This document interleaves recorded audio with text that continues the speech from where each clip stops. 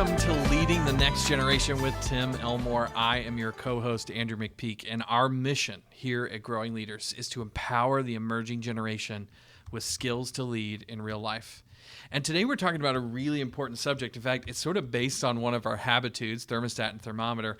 And it's a really interesting take and a thing we need to remember about the power of listening before you lead. Yeah. And you talk about that a lot.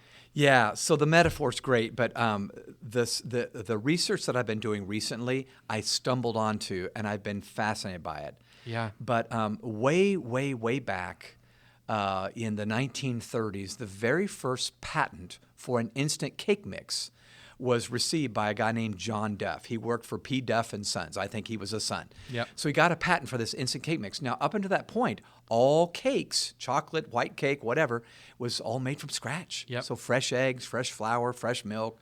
Well, he's got this powder thing, going on. Yeah.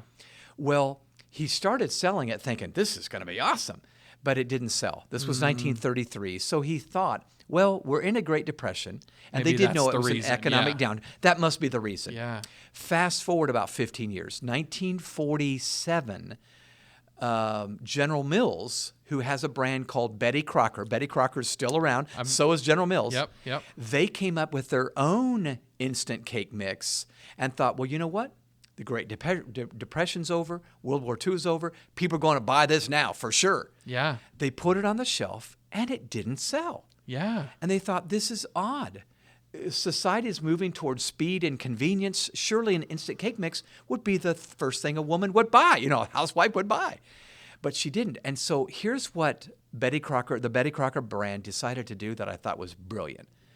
They hired a psychologist by the name of Ernest Decker, who, by the way, is the father of the modern focus group. Yeah. He's the very first focus group guy, who began to sit down with their potential customers that weren't buying, and he began to ask them, why aren't you buying this mix? It's instant, it's easy, it's quick, It made sense in the boardroom. Yeah, but it that's wasn't making right, sense exactly, but not the kitchen. Yeah. And you know what he found out after talking to many, many, many potential customers? He found something out that he went back and reported to the Betty Crocker executives, and here's what it was. He said, the customers are saying, we don't feel like this is our cake. Yeah. You're doing it's all add water and stir. What's that? I don't feel like I really did anything. So they didn't feel ownership. And so Ernest P. Decker actually advised the Betty Crocker people, just remove one ingredient from the mix and make the customer put it in themselves. Yep. And what they took out, you probably know this, was the eggs. Yep. You add eggs and water and stir. And the sales took off. Yeah. Over the next 10 years, sales tripled. No, I'm sorry, 2 years. Sales tripled. It was just crazy. But the point was they had to stop with their assumptions and all the push they were putting on and had to listen. And once they listened, they found out why it wasn't being bought. And by the way, there's a couple of lessons. Any teacher that might be listening, maybe we're doing too much for the students. Maybe we need to Maybe they need to do something let them themselves. do something themselves. But it's clearly a picture of a leader saying, maybe we ought to stop and listen before we sell. And they got their answer. And we might be thinking, what is this most basic concept in the world? Listen to people, right? Yeah. And yet, we have to say that it just feels like it does not happen. It didn't happen in the 1940s, and it feels like it doesn't happen today. Far too often, we're so sure in the boardroom or in the classroom or in our lesson planning room that we know exactly what people want, but it's often the problem occurs because we haven't taken the time to listen before we lead. No doubt. And I'm as guilty as anybody, assuming I got the answer. I make assumptions. Yeah. So I've been, since 1990 probably, gosh, that'd be 30 plus years now, I've been using this metaphor, as many have used this metaphor, thermostat and thermometer. Yes. Basic difference we all know, but it's now become one of our habitudes, as you mentioned. Habitudes are images that form leadership habits and attitudes. This is all about being a good leader, but we want to underscore the fact that inside of every thermostat is a thermometer. So real quick, the difference between the two, everybody knows. Thermometers simply tell you what the temperature is. Yep. Okay. These are the people who simply reflect the social climates in which they live. Yep. The thermostat actually sets the temperature. And these, of course, are the people who influence social climates in which they live. Now, obviously, we're all doing both all the time. Yep. But isn't it true? You look at a group of people and you go, He's a thermostat. She's a thermostat. Yep. They're pretty much just going with the flow. They're Yep. going, that's the thermometer. Yep. Or you've been in a room and somebody walks in and the temperature changes almost immediately. That's so true. That's a person of influence, right? Yeah. And even when they just walk into a room, you can feel it change. That's exactly right.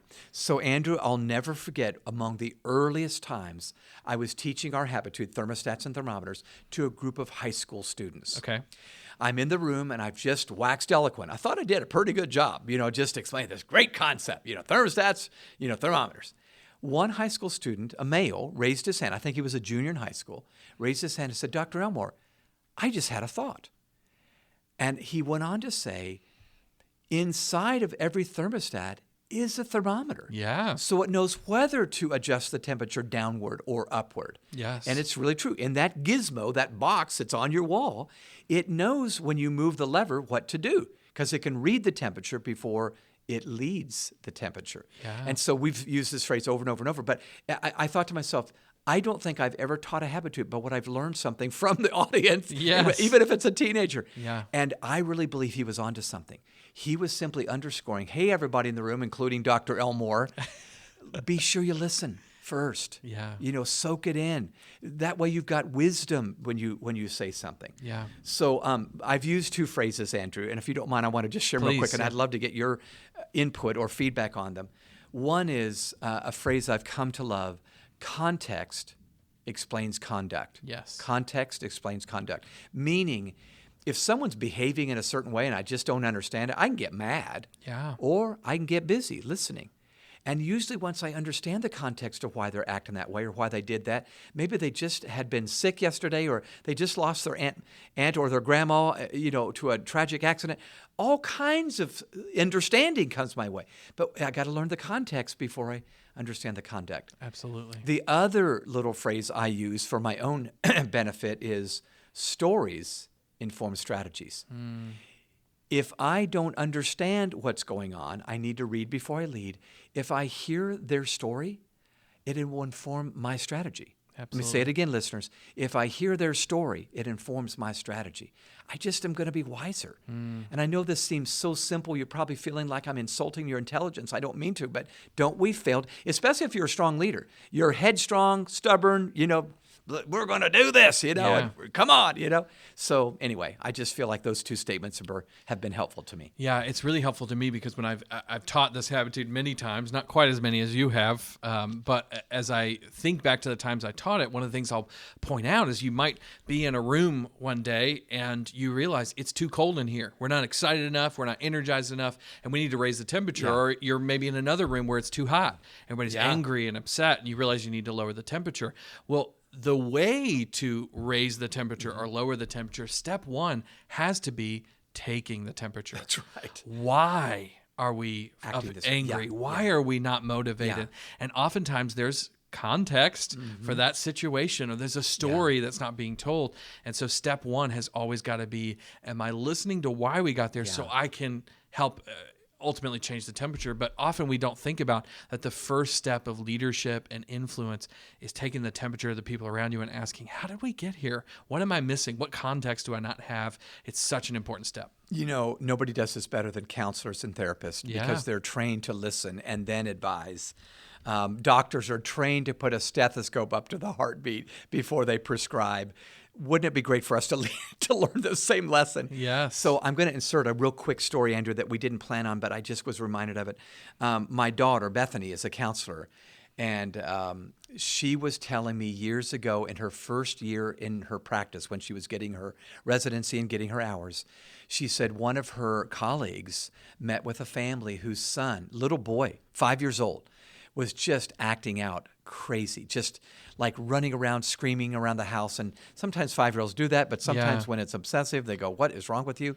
But they started noticing every time they had planned to go out, he just went berserk. And then they started noticing he would scream and then hide. And then eventually he started hiding in the bathroom, locking the door as a 5-year-old.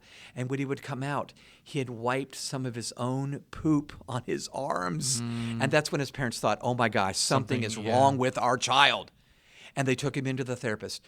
By the end of the very first session, after this counselor had the parents step out of the room so she could just talk just for a few minutes alone with this little boy, she had the parents come back in and she said, "Your son's not weird at all." And she began to explain what she discovered. And it's a bit tragic, listeners, so brace yourself. This little boy was screaming, hiding, and rubbing poop on his arms because whenever this family had gone to visit their uncle, extended family, this little boy was being abused. And so he thought to himself, the only way I can keep my uncle from touching me is to rub my poop on. Actually, he was quite smart. Yeah. Now, what we need to do is deal with Uncle Henry. Yeah. But the point is, context explains context. Yeah, instead of what's wrong with this kid, it's what's the situation that's affecting And hearing his story informs my strategy, and they've worked a great strategy. Yeah. So we're talking about being intuitive. We're talking about the art of listening. But if we'll master this, we're going to be much better leaders. Absolutely. Absolutely. You actually read of a story, a really fantastic example of this, of the power of knowing the context from a woman named Erin Meyer, who talked about this concept of reading the air. I love that term. I do too. Will you break it down for us and just talk about that experience? So Erin Meyer is a cultural expert and author. She's quite smart. And she uses this term, reading the air. And it's exactly what we're talking about. So the episode that she talks about as an example of her learning to read the air was she described a time when she spoke to a group of executives, business leaders in Japan. And she's American, correct? She's American. Yeah. She's living in France, but she's definitely American. But she's in a definitely foreign culture. Okay, Yes. So she's with Japanese leaders. When she finished her speech, she asked if there were any questions. And after waiting in silence for a couple of minutes, she smiled and said, "Okay, if there are no questions, I'll close out the session." And with that, she walked to the side of the room. Now, fortunately for her, she had a colleague who was Japanese and said, "Why'd you stop? There were some questions that needed to be answered." And she said, "No, there weren't. I just asked, and I waited a minute, and there weren't any questions." And he said, "You missed the cues. In other words, you weren't reading the air." Yeah. He said, "Let me try." And Erin Meyer watched her colleague go back out. He walked to the front of the room, smiled, and asked again, "Does anyone have any questions?" And a few looked up at him, and then he began calling on them one by one to ask their questions. No hands being raised, right? Nope, no hands. Yeah. And Erin, of course, was baffled at this point. I don't understand. And later she inquired, "How did you know there were people who had questions?" And he replied, "Their eyes were bright." Because he understood the culture. He knew they're not going to raise their hand like Americans do and start shouting, that's an "I got American this great thing." thought here." You know? Exactly. They were just looking up, and their eyes, and you see this in audiences. When you do Q&A, sometimes people are not so forward to say, I want to raise my hand. But you know they're sitting on a question. And their eye-to-eye contact with you lets you know, I think you've got something to say. So quickly, there were like 4 or 5 or 6 questions, and it went on another 15 minutes. And Erin said this was reading the air, and it was an art form that I needed to learn. So I think we need to learn this, and this is what we mean when we say every thermostat has a thermometer inside. So we want to get really practical now. Obviously, we've given a lot of great examples. Everybody's probably nodding their heads at this point. We get it, right? Yeah. But I think the question now becomes, how do we do this? Both how do we, as the leader, maybe we're in a classroom or we're working with our kids, or maybe we're a coach in a locker room. How do we practice this? But also, how do we help our students start to practice this? There's probably 1 or 2 students every listener is thinking of right now. Yeah. Who's thinking through, how do I get that student to pick up on the context? They seem to be always missing context when they make a comment or they do something outlandish. So let's talk about what's some practical advice that we can follow. Yeah. So since Generation Z, the kids today are growing up in a world where they might be better at looking at a screen than maybe even reading social cues from a real face. Maybe. Yep. We need to teach this. Absolutely. And we need to learn this first. So let me just throw out a handful of ideas. If you're a teacher in a classroom, a coach with a team, an employer with a group of young people, and you want to model this and teach this, I've got a few very doable steps you can practice right after this podcast is over. Awesome. Let's try them out. First one is this. Pause and observe faces before you speak. So instead of jumping right into this great thought that you've got, I'm sure it's a great thought, but we just do better if we read before we lead. So just look at the faces, see if you see any signals that they're sending. They're tired, they're frustrated, they're impatient, they're worn out, they want to go, they want to stay. All those are just important, and I think that can inform our approach. I love it. Number 2, don't assume your best talk is your best talk in the moment. Yeah. So sometimes we have these little framed speeches. Didn't our mom and dad both have phrases and talks they did? I have phrases and talks I use Just with a kids. couple. That's right, just a couple. Yeah. I realized later my most relevant words may not be what I thought my most relevant. It's not my best talk. Yeah. It's the best talk for the moment. And it may not be an eloquent speech, but it's a timely speech. So I think we need to scrap the prescribed or rehearsed things we have in our mind and make sure it's the right word at the right time. Yeah, I love that. Here's another one. Remember that timing is everything. We all know this, I think, but a good decision at the wrong time may get no better results than a bad decision at the right time. Yeah. So just know timing is going to be right. Sometimes I've had to do this. I bet you have. You know what needs to be done, but you just wait and go, you know what? In about 5 minutes, you're going to be ready for this. They're not ready right now. Yep. Let's let them kind of wander a little bit or whatever. Talk it through, and maybe they'll even come up with the conclusion. Absolutely. Let the dust settle. Let That's them right. process. Yeah, Yes. that's great. Number 4, listen first and control your emotions. Sometimes we're screaming and we haven't said a word. It's because our face is screaming. You know me, I'm very emotive, Andrew. I know that's shocking to all listeners now. But you don't have to wonder what but I send off signals I don't mean to send off that actually shuts people, and I don't mean to. So I'm going to just tell you what I'm trying to do myself. Listen first and control your emotions. Always listen and digest before you issue any comments. While listening, be sure to manage those signals that you might be unintentionally sending. That's so important. Yeah. So important. Love it. Number 5, if possible, inquire about the situation first. So before you go into a group that you know you're going to address, what if you're able to pull somebody aside and say, what's been going on? Yeah. You and I, when we travel and speak, we'll try to get with people before we ever go on the stage.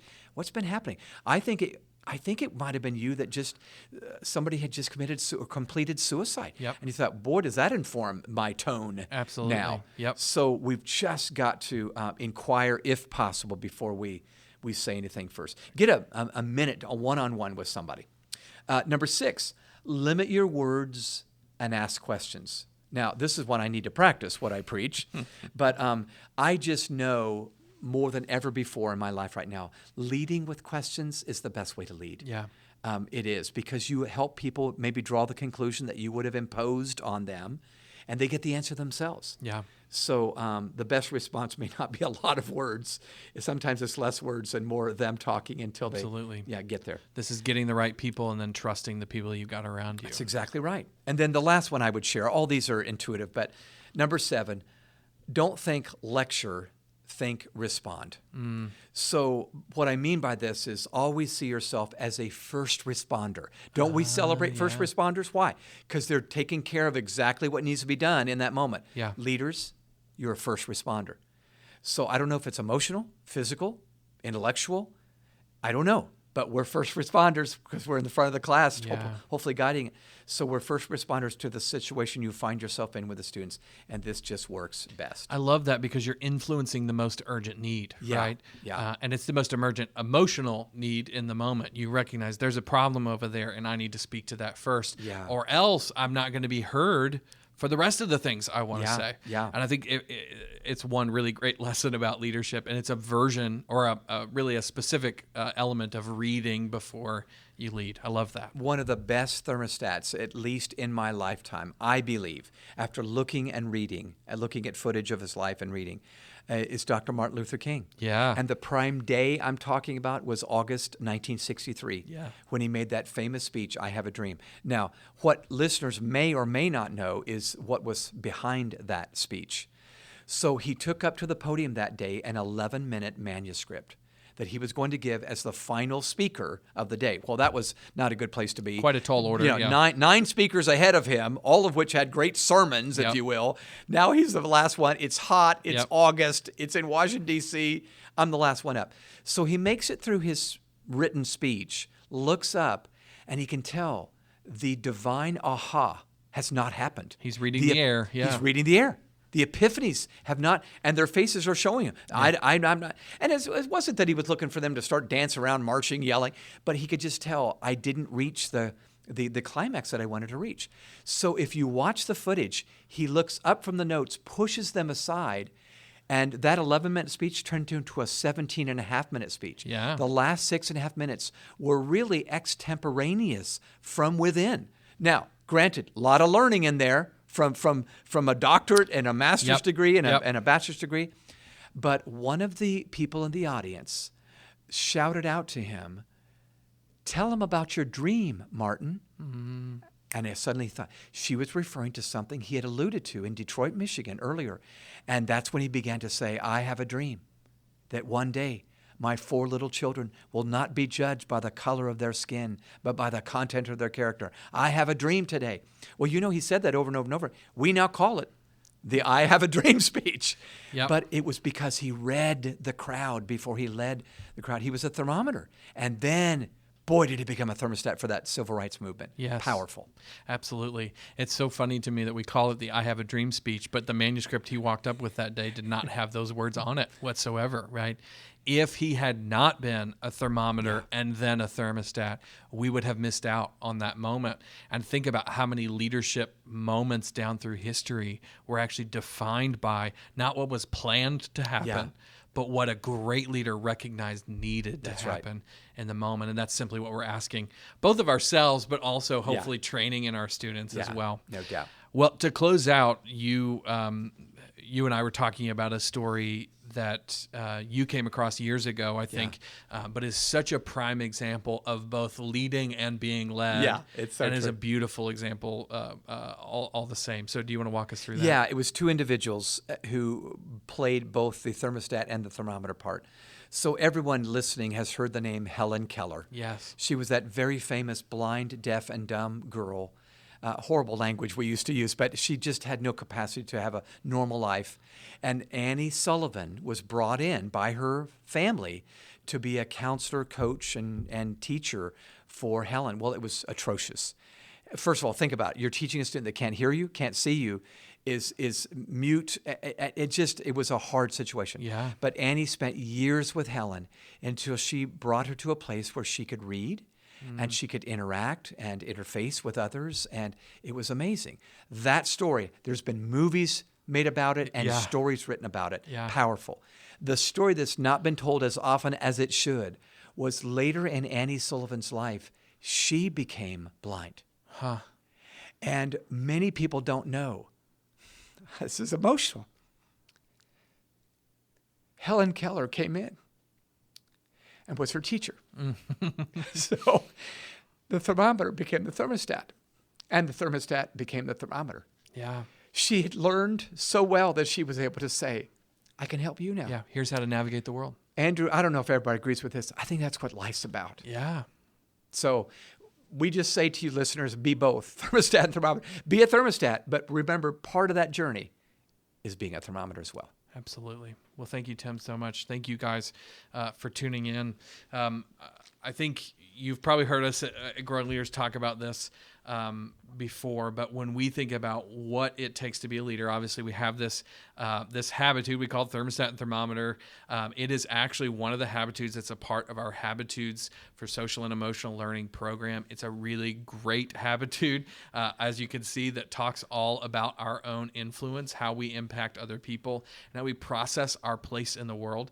If you have found this habitude, thermostat and thermometer, to be helpful and you want to teach other ones just like it, I would recommend this program to you. Habitudes are simply images that form leadership habits and attitudes. And just like the metaphor of a thermostat and a thermometer, we have tons of other metaphors that teach life skills that students desperately need today, and especially in the 21st century. And so if you're looking for a program or a curriculum that can help you have conversations just like the one we had here today, I want to recommend this program to you. So all you got to do is go to growingleaders.com/SEL, and you can find out out all about our Habitudes for Social and Emotional Learning program. We have a middle school edition, which just launched this year. We're really excited about it. And we also have a high school edition that's really fantastic. So between those two, we've got 7 years of curriculum that you can use to teach these life skills to your students. So if you head on over to growingleaders.com/SEL, you can find out more about it, check out the program yourself, and actually get a free sample to begin looking at, to start imagining what this program would look like. But it's all digital through a platform we call Habitudes Online. That's really fantastic. So go on over to growingleaders.com/SEL and check that out today. As always, if you would rate this podcast and give us 5 stars on iTunes or wherever you get your podcasts, that would be so helpful to us. If you found this one helpful and you want to share it with a friend, we invite you to do that as well. Pass it along to somebody you know who you think might find it useful. If you want to connect with us online on social media, we are at Growing Leaders and at Tim Elmore, pretty much everywhere you are. And then finally, if you've got ideas for this podcast, maybe an article you came across that you want us to check out, or somebody you want us to interview, we would love for you to shoot us an email. It's podcast@growingleaders.com. We love getting those from you. Tim, thank you so much for leading us today and giving us some wisdom. Thank you guys for listening, and we'll see you next time.